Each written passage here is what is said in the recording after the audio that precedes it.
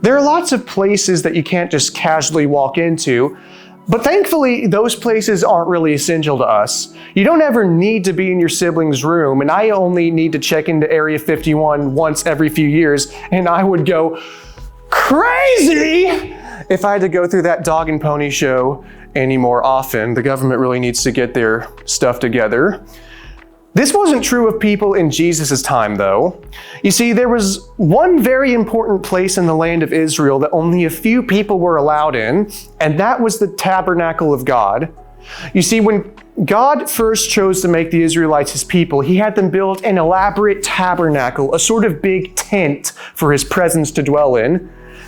God is everywhere, but because Israel was his chosen people, he chose for his presence to be most powerfully manifested in this tabernacle in Israel. And that's great if you live in Israel, right? I mean, forget going to DC or New York. You can go to the tabernacle where the God of the universe is dwelling. You can come right into God's house and be with him.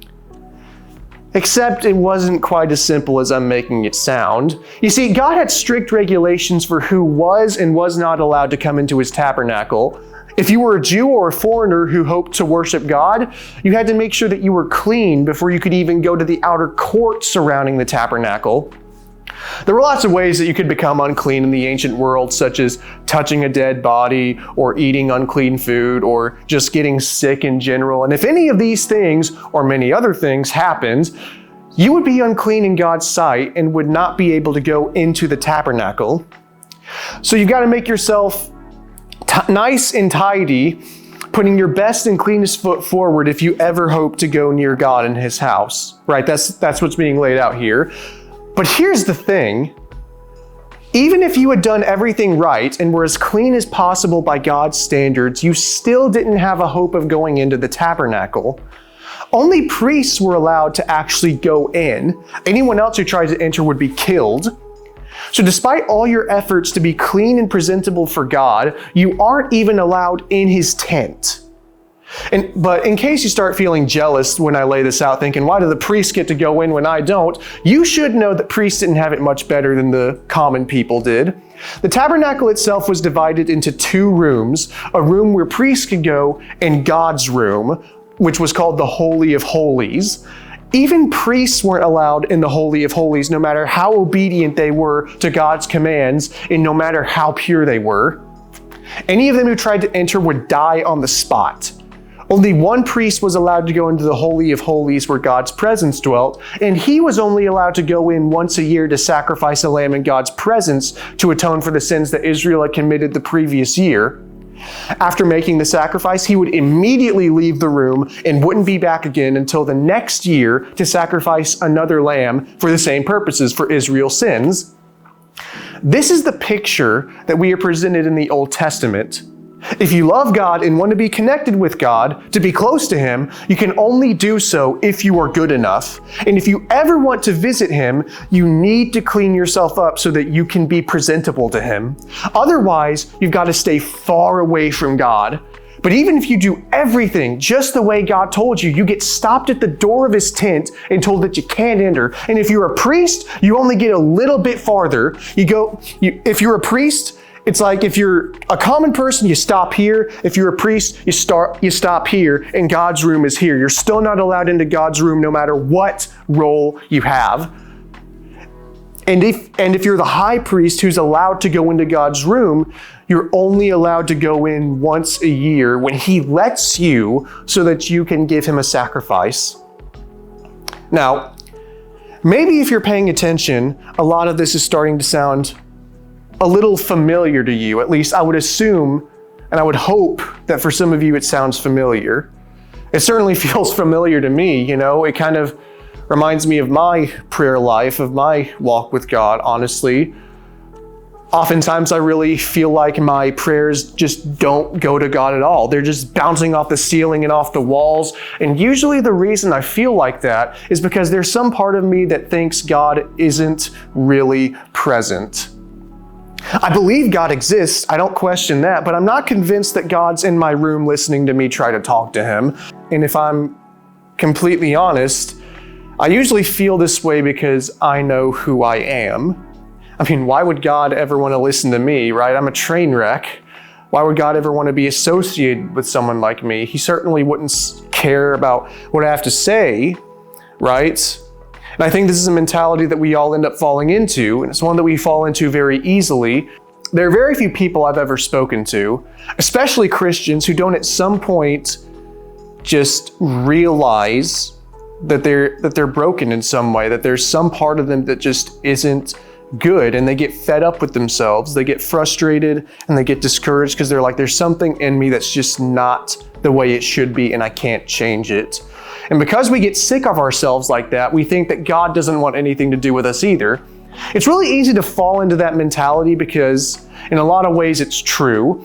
Even if we try our best, we still know that we aren't perfect, and we know that if God sees everything and God is looking, at least by the Old Testament law, if God expects some kind of perfection, and He sees everything and has seen everything that I'm thinking in my head and heart and seen everything that I do, and He's expecting perfection, and if He is who He says He is, then there's absolutely no way in any reality that He wants anything to do with me considering what He's seen. There's I don't have a hope that God would ever overlook any of that stuff, right?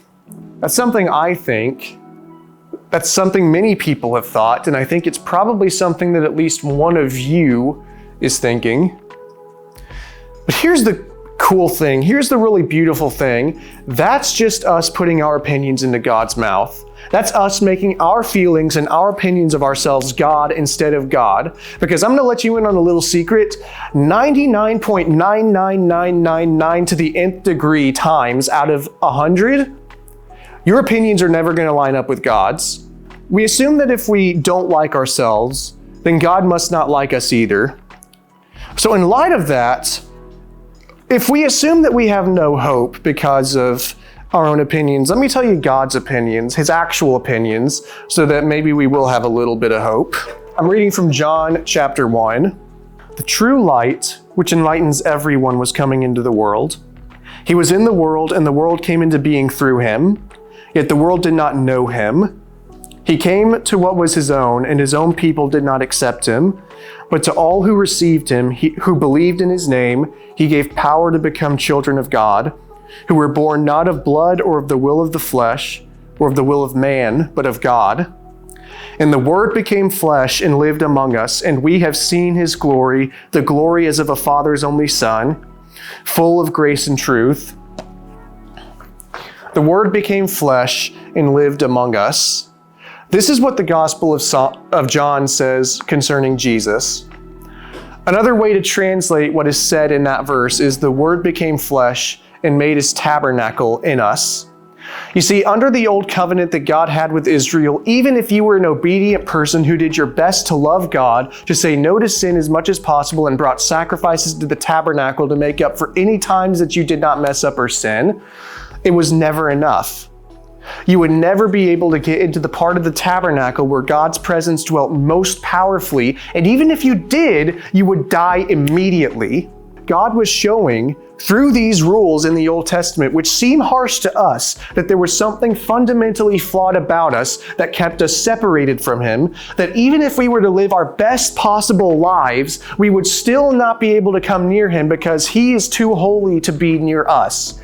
And His solution to this problem, according to John, was to come to us.